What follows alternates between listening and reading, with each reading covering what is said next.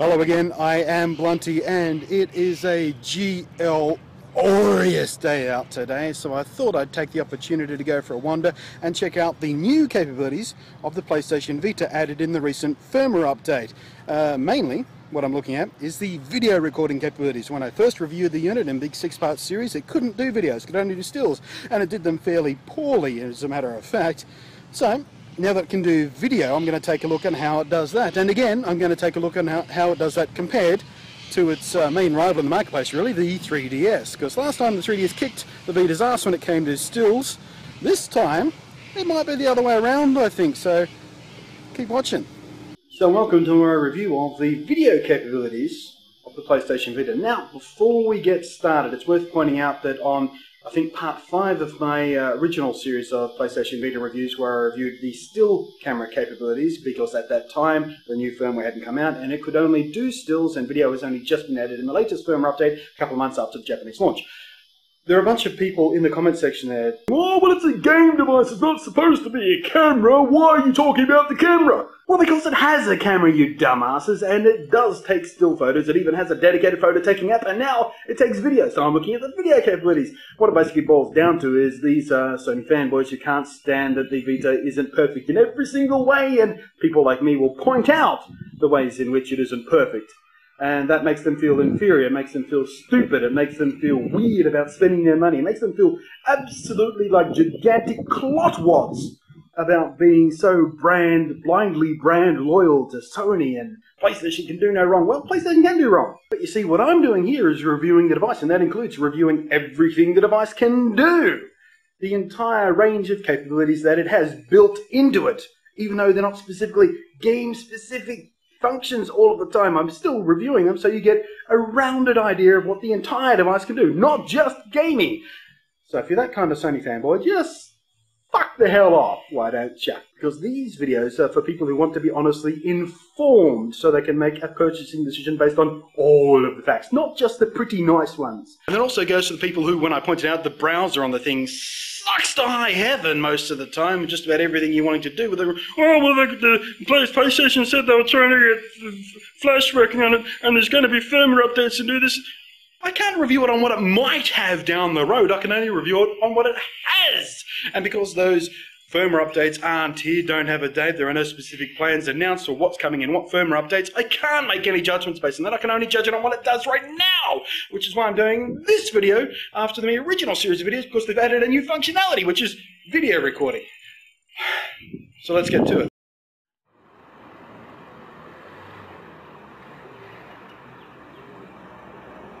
Straight off the bat, the video from the Vita obviously isn't going to blow you away or win any awards. At 640 by 480, it's nowhere near high def. Not that I expected it to be. 640 by 480 is all the imaging chip in the Vita is even capable of.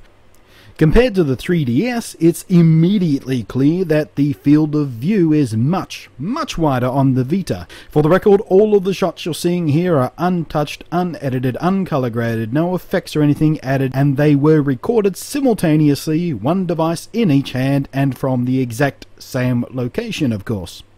You'll notice, although neither device has any image stabilization, the wider lens of the Vita helps reduce the apparent shakiness of the image anyway.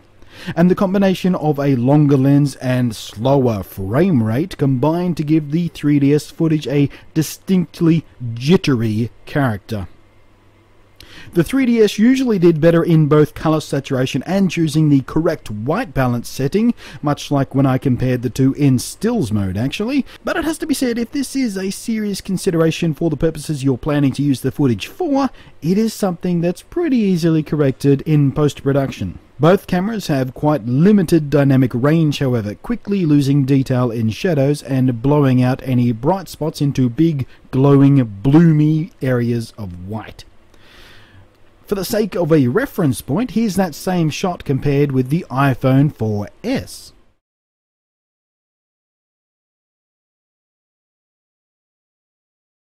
The Vita was slightly more vulnerable to that kind of highlight blooming, but neither camera performed particularly well in these circumstances. The ability to compensate exposure when moving from bright areas to darker areas is about equal on both cameras, but in movements like these, the 3DS obviously suffers significantly thanks to its jittery lower frame rate. And should you ever consider making vlogs on these things, well, you're probably wondering about the microphone quality, in which case, you can hear for yourself right now, and it's about what you'd expect it to be, quite honestly. It's not spectacular, but it's not horrible, and it's definitely worlds above what you get from the 3DS's horrible audio quality and just shockingly bad sound in video mode. But, yeah, on the Vita, pretty acceptable. The sky here shows the footage from the Vita can suffer from compression artifacts and colour banding pretty severely at times, but the wibbly-wobbly rolling shutter effect is minimised thanks to the small sensor, so in fast pans vertical lines don't lean or wobble too severely and motion blur is pretty minimal. Both have cheap plastic lenses, so both cop about equal amounts of fugly lens flaring artifacts. Although it's fair to say this effect can be attractive and sometimes it's even what you're looking to create. In this shot it becomes wildly obvious just how much more detail and sharpness the Vita has over the 3DS. The 3DS also shows far more chromatic aberration and colour fringing on high contrast edges. Again, I want to remind you I don't consider the Vita's performance here to be particularly good, but it is much better than the 3DS. The Vita overall offers a much cleaner, crisper image with vastly smoother motion and doesn't have nearly as much of that hideous grainy noise that the 3DS is constantly crippled with in every single shot regardless of lighting conditions. Neither camera is really very good, but if it comes down to which one I'd rather shoot with and I'm faced with footage that looks like this, or footage that looks like this, well, you can be damn sure I'd reach for the Vita long before I'd reach for the 3DS. Thanks for watching, I'm Blunty, and I'll catch you next time.